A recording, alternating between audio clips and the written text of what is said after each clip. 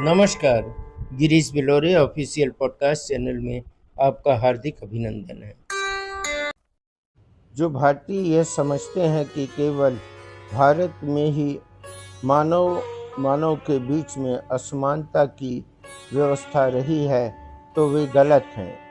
आज मैं उस रहस्य से पर्दा हटाने जा रहा हूं, जिससे स्पष्ट होता है कि आज के विकसित यूरोप में और ख़ास तौर पर अमेरिका में दास प्रथा का बहुत पुराना इतिहास है।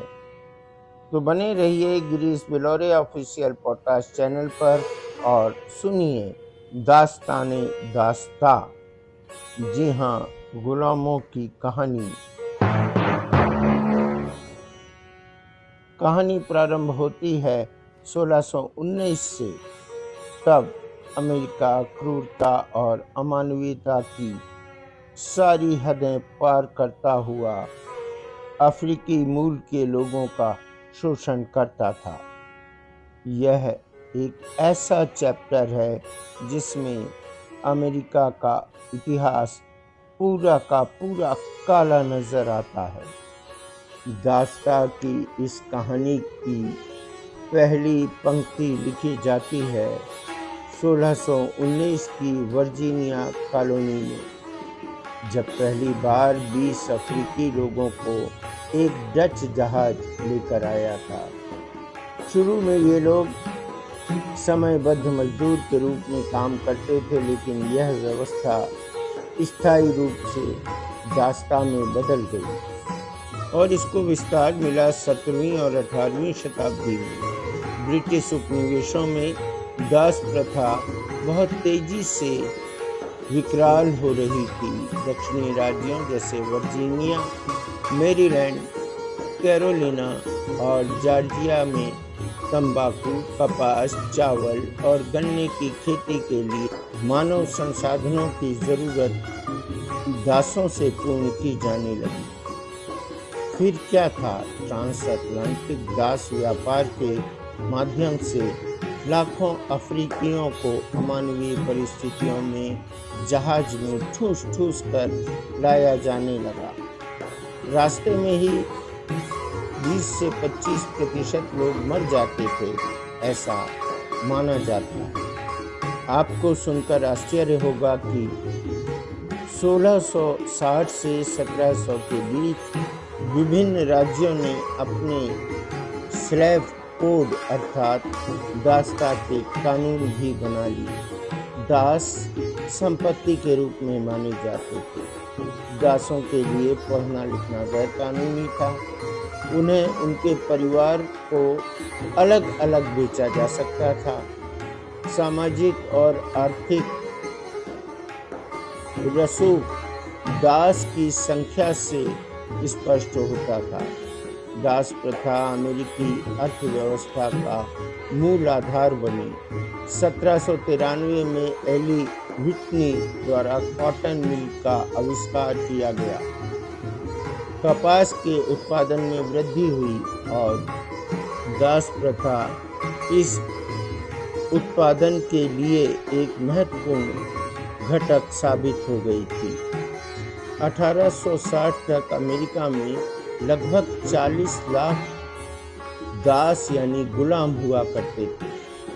कहना अतिशयोक्ति नहीं होगा कि गोरे मालिक द्वारा काले दासों को चाबुक मारना, उनका यौन शोषण करना, अमानवीय काम कराना उनके लिए आम बात थी। यहाँ तक कि महिलाओं और बच्चों को भी नहीं छोड़ा जाता। 1831 में नेट टर्नर का पहला विद्रोह सामने आया। इसके बाद डेनमार्क वेसी का षड्यंत्र 1822 में प्रतिरोध के तौर पर सामने आया था। मानव में वर्गीकरण का वन ड्रॉप रूल अमेरिका की उपज है, जहां किसी भी अफ्रीका वंशीय व्यक्ति को दास मान लेना स्वाभाविक था।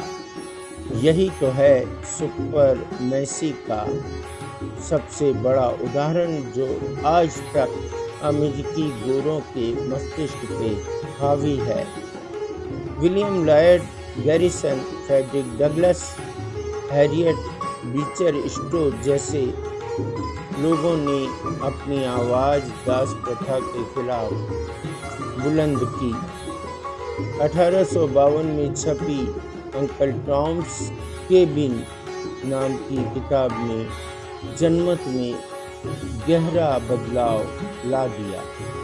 अंडरग्राउंड रेल रोड के माध्यम से हैरियट टबमैन ने हजारों दासों को स्वतंत्रता दिलाई।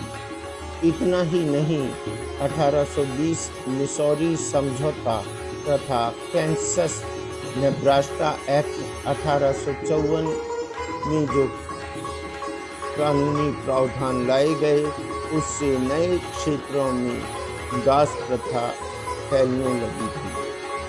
ड्रेड स्कॉट डिसीजन में अमेरिका के सुप्रीम कोर्ट ने अश्वेत लोगों को नागरिक ही नहीं माना था, और यही एक कारण था जिससे अमेरिका में तनाव बढ़ गया। 1861 से 1865 तक दास प्रथा उत्तरी यूनियन और दक्षिणी राज्यों के बीच अमेरिकी गृह युद्ध हुआ।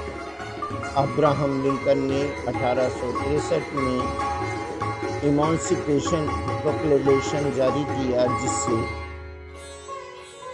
दक्षिण क्षेत्रों के दासों को मुक्त घोषित किया। युद्ध की समाप्ति के बाद 1865 में 13वें संशोधन से दास प्रथा का पूर्ण रूप से समापन कर दिया गया। 1865 से 1877 का पुनर्निर्माण काल 14वें और 15वें संविधान संशोधन के जरिए अश्वेतों को नागरिक अधिकार दिलाना, वोटिंग राइट्स देना दासों की मुख्य उपलब्धि रही। लेकिन जिम क्रो कानूनों और क्रू क्लक्स क्लान जैसे संगठनों ने नस्लीय भेदभाव जारी रखा। ऐसा नहीं है कि अमेरिका पूरी तरह से दास प्रथा से मुक्त हो चुका है।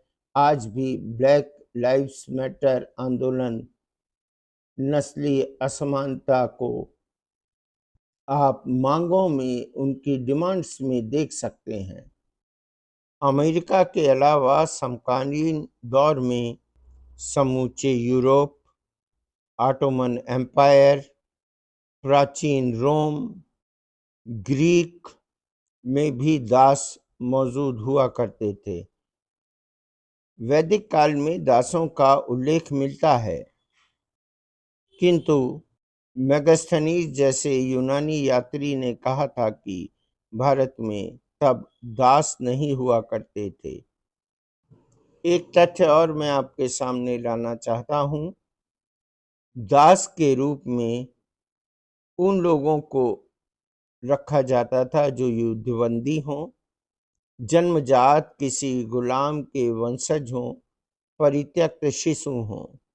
आश्चर्य की बात यह है कि महान विद्वान अरस्तु ने दासता को एक प्राकृतिक व्यवस्था माना था, जबकि भारतीय सोच में, भारतीय दर्शन में ऐसी कोई बात सम्मिलित नहीं है।